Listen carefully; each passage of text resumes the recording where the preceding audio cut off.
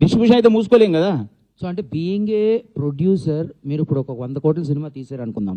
ఈ 100 కోట్ల సినిమాని రిలీజ్ చేసినప్పుడు అప్పుడు మీరు కూడా యాజ్ ఏ ప్రొడ్యూసర్గా ఈ పర్సంటేజ్ విధానాన్ని కావాలి అని అంటారా? 100%. ఎందుకంటే అని అంటున్నానంటే మీకు ఇది చెప్తా. వ్యవస్థ మారాలంటే ఇక్కడికి వెళ్ళి మారాలి, పైనుంచి మారదండి, ఇక్కడ నుంచే మారాలి. పాలిచ్చేవాడు పాలేరయ్యాడు. ఇవాళ వ్యవస్థ ఇక్కడ నుంచి స్టార్ట్ అవుతుంది, రెవెన్యూ ఇక్కడికి వెళ్ళి మొదలవుతుంది, థియేటర్ నుంచి రెవెన్యూ మొదలవుతుంది. కానీ ఇలా ఓటీటీకి పోయిన తర్వాత ఓటీటీ ఇంపార్టెంట్ అయింది, థియేటర్ చిన్న చూపైంది. అది కాదు కదా. ఇక్కడికి వెళ్ళి మనం ఎంజాయ్ చేసేది థియేటర్ని, మనం సినిమా చూసేది థియేటర్ని. కటౌట్లు పెట్టి ఎంజాయ్ చేస్తున్నారు, పాలాభిషేకం. ఎందుకంటే అంతదాకా ఎందుకు? రిపీట్ రన్ సినిమాలు ఫుల్స్ వస్తున్నాయి కదా.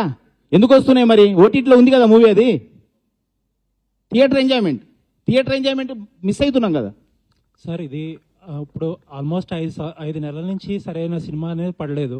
అందరికీ ఇక్కడ ఉన్న వాళ్ళందరికీ కూడా, మనందరికీ కూడా పెద్ద అనేది చాలా ఇంపార్టెంట్ సినిమా.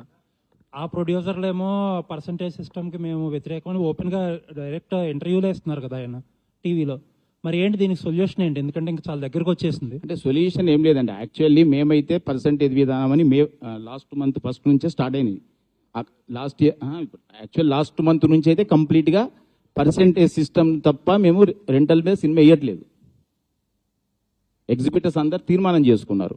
రేపు ప్రొడ్యూసర్లు అదే మంచి మనసుతో అందరు వచ్చేసి పర్సంటేజ్ విధానం మేము ఒప్పుకుంటున్నాం కానివ్వండి అన్నప్పుడు ఇండస్ట్రీ చాలా ముందుకెళ్తుంది. సార్, కౌన్సిల్ మీటింగ్లో ఇద్దరు ప్రొడ్యూసర్లో మీరు ఎవరైతే ఆ 22, 23 థియేటర్లు ఎవరైతే ఒక నోటీస్ పంపించారో, మీరు రన్ చేయలేకపోతే మాకు ఇచ్చేయండి థియేటర్స్, మేము రన్ చేసుకుంటామని అన్నట్టు తెలిసింది బయట వార్తలు వచ్చి. ఆ మాట వాళ్ళనంటే వాళ్ళు ఒప్పుకుంటారా? అంటారా అలా? అది అది అది అనే మాట నేను మీరు చెప్పండి. వ్యవస్థను మార్చడానికి ఇదంతా అంటే ఎవరు మాట్లాడితే ఒక ప్రొడ్యూసర్ ఒకప్పుడు అన్నాడు నా ముందటనే, థియేటర్లు వర్కౌట్ అయితే లేవు అంటే మూసుకోండి అన్నాడు ఆయన. ఆ వ్యక్తి ఇప్పుడు లేడు, ఇండస్ట్రీకి వెళ్ళిపోయాడు, సినిమాలు బంద్ చేశాడు, తీయడం మానేశాడు. అది కాదు కదా. ఇప్పుడు ఒక పని చేస్తున్నప్పుడు ఇప్పుడు మీరు వచ్చి నాకు క్వశ్చన్ వేశారు, మీరు అడగకండి అంటే అది కాదు కదా. మీ పని మీరు చేస్తున్నారు, మా పని మేము చేస్తున్నాం. అందరి పని వ్యవస్థ నడవాలంటే అన్ని సమవుజ్జిగా నడవాలి. సినిమా అన్నప్పుడు వాళ్ళు ఎందుకు కోసం తీస్తున్నారు, వీళ్ళు థియేటర్లో ఎందుకు వేస్తున్నారు? అందరూ బిజినెస్ ఇక్కడ మాకు వర్కౌట్ అయితే. ఇప్పుడు ఇంకోటి మీరు ఒకటి గుర్తుపెట్టుకోండి, ఒక హీరోకి రెమ్యునరేషన్ అడిగే హక్కు ఉంది. ఒక నిర్మాతకు సినిమాను అమ్ముకునేటప్పుడు ఏ రేట్ అయినా సరే ఈ రేట్ నాది అని చెప్పిన హక్కు ఉంది.